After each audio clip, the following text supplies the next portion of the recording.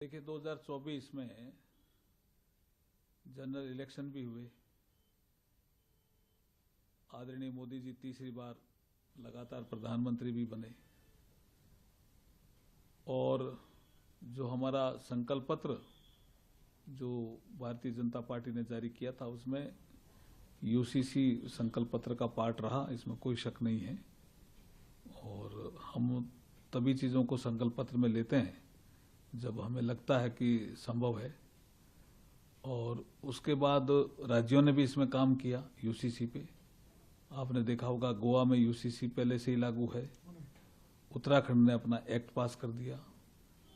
Law commission of India के पास मामला भी पेंडिंग है, कुछ चीजें, और राज्य भी उसमें इंटरेस्टेड हैं।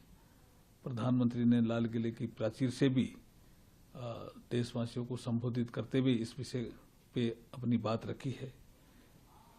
और दूसरा जो आपने वन नेशन वन इलेक्शन की बात कही, ये भी 2024 में महत्वपूर्ण रहा। और 2025 में तब जेपीसी का गठन है, तो 8 जनवरी को पहली बैठक है।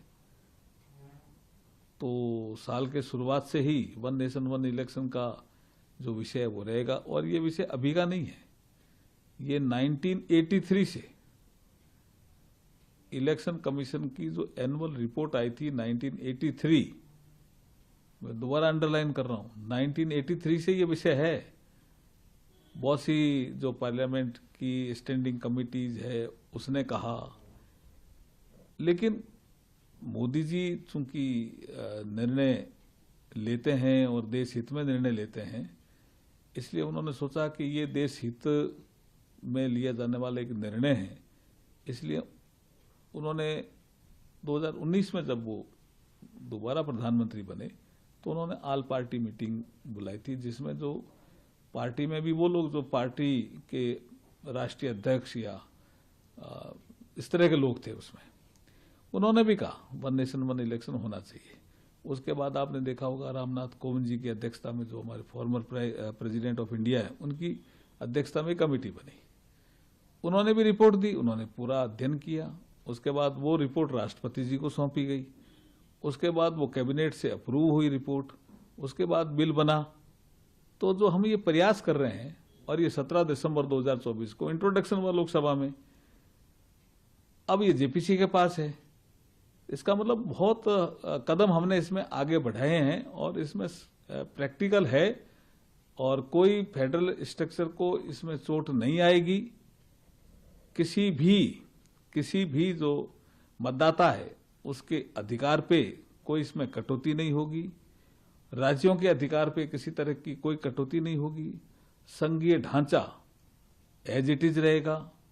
जो संविधान में जो एक आर्टिकल 368 के तहत प्रावधान दिया है, उसके तहत ये कार्रवाई होगी। और जो यूनियन लिस्ट, स्टेट लिस्ट और कंकरेंट लिस्ट बनी हुई है, उसके तहत ही कार्रवाई होगी।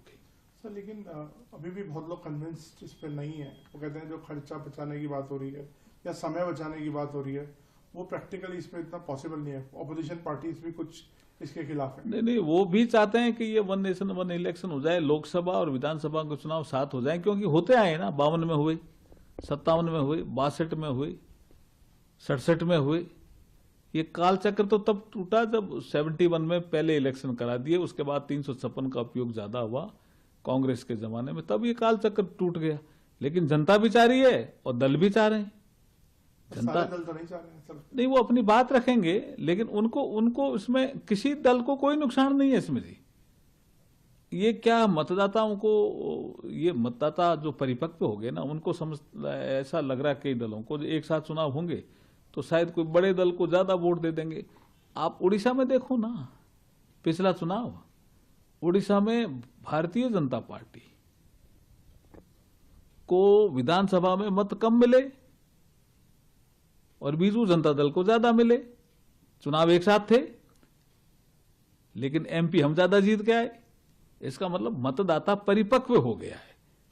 हर सत्र से पहले कोई मुद्दा आता है, और मुद्दा भी बाहर से आता है। हमारे देश से मुद्दा नहीं आता, बाहर से आता है और उसको उठाया जाता है। इस बार भी 25 नवंबर को जब सेशन शुरू हुआ तो 3-4 दिन पहले एक मुद्दा आया। जब हमारी ऑल पार्टी मीटिंग हुई तो वो मुद्दा जोर पकड़ा हुआ था।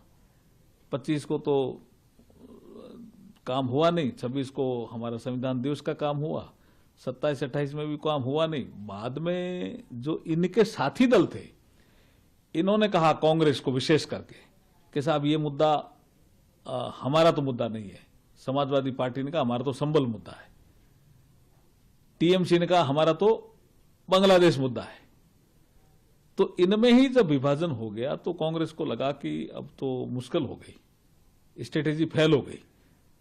तो इन्होंने हमको एक ऑफर दिया सत्ता पक्ष को कि अगर आप संविधान पे चर्चा कराना चाहते हो तो हम ये मुद्दा छोड़ देंगे, चर्चा शुरू कर देंगे और सरकारी कामकाज में भी सहयोग करेंगे। तो हमने ये स्वीकार कर लिया। तो 13-14 दिसंबर को तो लोकसभा में, 16-17 दिसंबर को राज्यसभा में संविधान पे विशेष चर्चा हुई। अब उस चर्चा के दौरान बीजेपी ने तो कहा ही है और दलों ने भी कहा, निर्दलीयों ने भी कहा कि बाबा साहब बी.आर. अम्बेडकर जी का सबसे ज्यादा अपमान कांग्रेस ने किया। वो तथ्य भी आ गई, रिपोर्टें भी आ गई। बाबा साहब का जो नेहरू मंत्रिमंडल से इस्तीफा दिया था वो लेटर भी आ गया, लोगों ने पढ़ लिया कि इसमें क्या क्या कारण थे। 2 बार चुनाव हरवाया, ये विषय भी आ गया। भारत रत्न बाबा साहब को समय पे नहीं, उन्होंने तो दिया ही नहीं, वीपी सिंह जी ने दिया, ये विषय भी आ गया। सेंट्रल हॉल में तेल चित्र नहीं लगने दिया कांग्रेस ने, ये विषय भी आ गया। तो इन्होंने देखा ये तो गड़बड़ हो गई। तो उन्होंने गृह मंत्री जी का एक 10 सेकंड का एक बयान को तोड़ मरोड़ करके पेश करके उसका आगे का हिस्सा नहीं देखा, पीछे का हिस्सा नहीं देखा और एक नया मुद्दा लेकर के आए। अदरवाइज संविधान पे चर्चा की डिमांड किनकी थी? कांग्रेस की। और वो खुद ही गिर गए इस मुद्दे पे। और अब भी देश समझ रहा है, जनता समझ रही है कि सबसे ज्यादा बाबा साहब का अपमान जीते जी कांग्रेस ने किया और परिनिर्वाण होने के बाद भी कांग्रेस ने ही किया। सर लेकिन वो तो कहते हैं कि सत्ता पक्ष इस बार चाहता ही नहीं था कि वो हो। क्यों? तो ये उनका ऑफर हमने माना नहीं क्या? हम नहीं चाहते तो हम ऑफर कैसे मानते उनका? संविधान का ऑफर तो वही लेके आए थे बिजनेस एडवाइजरी कमेटी में, लोकसभा में और राज्यसभा में। मैं तो दोनों जगह था, ऑफर तो उनका ही था। तो हम ये चाहते थे कि ऑफर मान ले, चलो आप सदन चलाओ अच्छी तरह से, हम आपका ऑफर स्वीकार करते हैं। हम तो हमने माना, तभी तो इसका मतलब हम तो चलाना ही चाहते थे, वो ही हल्ला करना चाहते थे। तो बजट सेशन में क्या स्ट्रेटेजी रहेगी? देखिए हम तो चाहेंगे कि सत्र चले। बजट सेशन का जो पहला भाग है बहुत इंपॉर्टेंट होता है। बजट का प्रेजेंटेशन होता है, राष्ट्रपति जी का अभिभाषण होता है, राष्ट्रपति जी के अभिभाषण पर धन्यवाद प्रस्ताव आता है, उस प्रस्ताव पर चर्चा होती है और कोई भी सांसद जो नया आया है, पुराना है, वो अपने क्षेत्र की बात उस भाषण के जो बिंदु है उसके तहत रख सकता है, तो उनकी बात भी सदन में आ सकती है। इसलिए हम तो चाहेंगे और नए जो सांसद आए वो भी चाहते हैं कि हाउस ढंग से चले। वो निर्भर करता है कांग्रेस पार्टी पे ज्यादा। देखिए इस पे कोई राजनीति करनी नहीं चाहिए थी उनको, कांग्रेस को, क्योंकि डॉक्टर मनमोहन सिंह जी इस देश के प्रधानमंत्री रहे, प्रमुख अर्थशास्त्री रहे। जब इस देश में बदलाव हो रहे थे, आर्थिक बदलाव, तब उन्होंने इस देश का नेतृत्व किया, आर्थिक सलाहकार के नाते किया, आरबीआई के गवर्नर के नाते किया, वित्त मंत्री के नाते भी किया और प्रधानमंत्री जी के नाते भी किया। सरकार ने कहा कि इसका एक ट्रस्ट बनेगा, उसके बाद आप आवेदन देंगे। सरकार ने मना कब किया? ये तो हर चीज में कंट्रोवर्सी पैदा करना चाहते हैं कांग्रेस पार्टी। ये दुर्भाग्यपूर्ण है, ये ठीक नहीं है। ये समय नहीं था इस तरह की कंट्रोवर्सी पैदा करना। और मनमोहन सिंह जी का अपमान तो आपने ही सब ज्यादा किया ना भाई, क्यों ऐसा कर रहे हो? जो कैबिनेट का बिल है जिसको आपने सरेआम पत्रकारों के सामने फाड़ा, पता नहीं है क्या किसी को? क्यों ऐसा करो? ये समय नहीं था ऐसा, उनको ऐसी राजनीति करने का। ये अवसर ठीक नहीं था, उन्होंने ठीक अवसर नहीं चुना।